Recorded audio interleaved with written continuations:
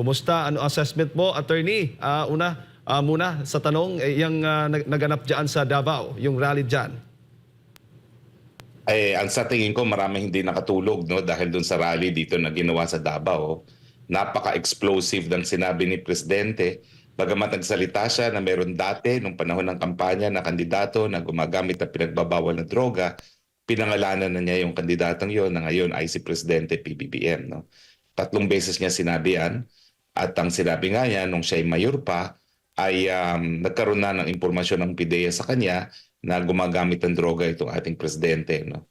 At inulit niya na drug addict ang ating presidente.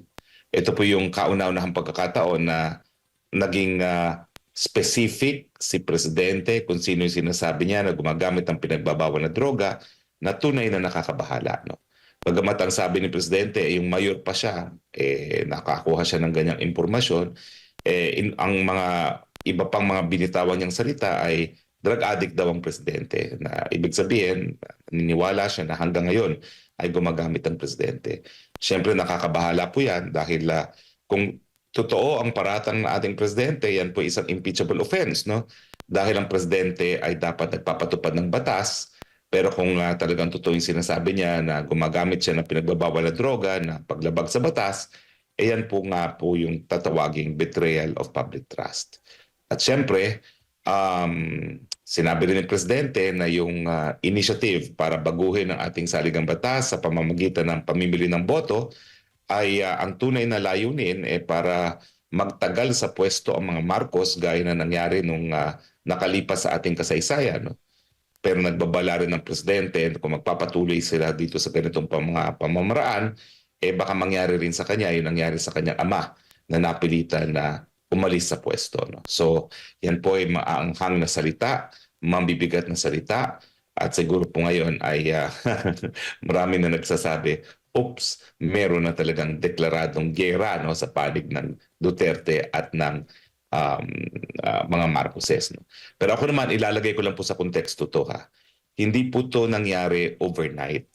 Sa tingin ko, ang naging dahilan kung bakit nagdesisyon na si Presidente Duterte na tuluyan ng makipaghiwalay sa mga Marcoses, yung bagamat 7 buwan nakakalipas, paulit-ulit na sinasabi ni President Bongbong Marcos na hindi makikipagtulungan sa ICC, out of the blues, biglang nagsalita itong si Justice Secretary Remulla at ang sinabi ay makikipagtulungan na sila.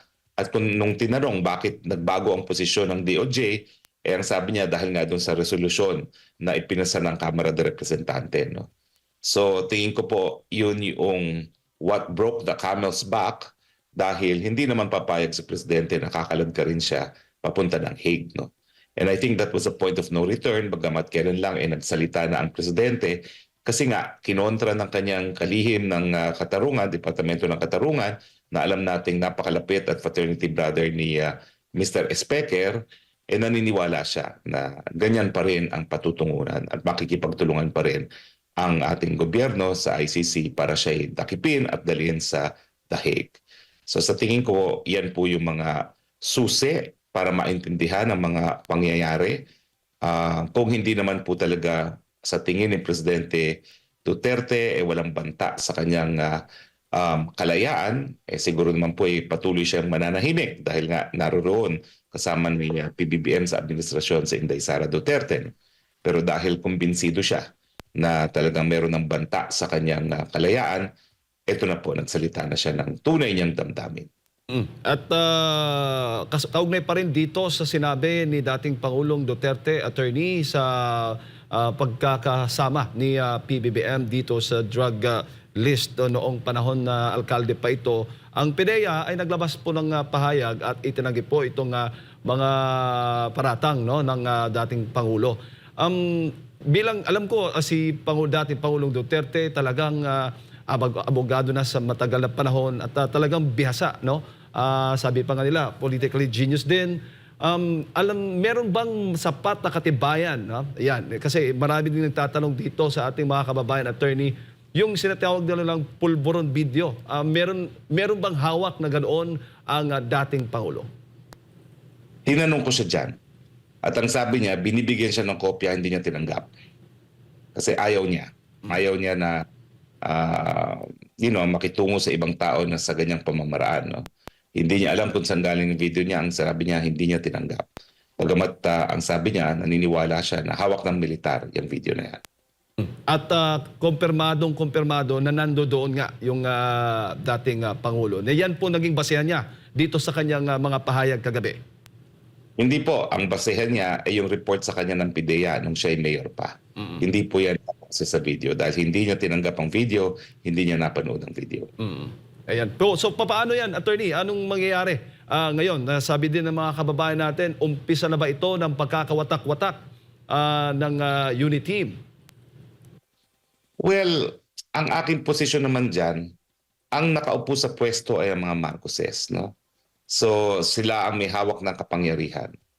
O pwede namang mabaliwala ang mga sinasabi ni Presidente Duterte, pero pwede namang maseryoso. Pero kung ako ang nasa kampo ng mga Marcoses, ako'y uupo at ako'y makikipag-usap kay Presidente Duterte kung paano maayos itong gusot sa kanilang relasyon. Nananahimik naman po ang Presidente Duterte no, bago nagsalita si Justice Secretary Guevara out of the blues na makipagtulungan sa ICC at nakita naman natin kung anong ginawa rin ng Kamara Representante at ng NPC sa kaso ng SMNI na bagamat walang bisa yung resolusyon na ipinasa ng Kamara, sinunod din ng National Telecommunications Commission na siyang model ng mga gawain ni Mr. Speaker at ng kanyang mga kaalyado niya sa Kamara de Representante. Magre-resolution sila bilang patunay ng sense of the House at pinapatupad naman ng executive branch of government. Now, ang nakakatakot kasi dito, tatapatan na tayo, kung totoo ang sinasabi ni Presidente na hanggang ngayon ay drug addict itong si Presidente Marcos at sa tingin ko naman, wala pang sapat na katibayan para tayo mag-conclude ng ganyan. Pero kung totoo lang, yan po ay, kumbaga, magpapaliwanag kung bakit napakatapang ni Mr. Speaker na suwayin ang mga deklarasyon ng ating Presidente. Kasi kung totoo pala yan na siya ay gumagamit ng pinagbabawal na droga, totoo na iba ang may hawak ng kapangyarihan sa ating bayan. No? So, ang aking pananaw dyan, that would explain many things na hindi natin maintindihan na kung bakit siya ang presidente, hindi nasusunod ang gusto niya. No? Dahil parang merong iba talaga nagpapatakbo ng gobyerno. Kaya sana, hindi nga po totoo yan. At ako'y nagdadasal, sana po mapasinungalingan ni Presidente BBM ang mga parata nga ni dating Presidente Duterte. Ang pulso ng ating mga kababayan, attorney, nagsasabi na dapat magpa-drug test, live drug test daw si Pangulong Bongbong Marcos. At alam natin, hindi lang basta drug test sa pamamagitan ng sa dugo daw at saka sa ano pa yung proseso na yan, dapat dun sa buhok daw iti-test. Tama ba? Ano bang mga proseso na nalalaman po ninyo? Well, nung minsan sinabi ko na rin yan, no, na ayaw ko na tinatawag nga na drug ating presidente at ang tanging paraan para mapasinungalingan yan ay sa pamamagitan ng siyensya. So sa akin, gamitin sana ng siyensya para once and for all, mabauna itong isyong ito no, at mapatunayan na hindi talaga siya drug addict na gaya nga na sinabi ngayon ng ating presidente, dating presidenteng Duterte.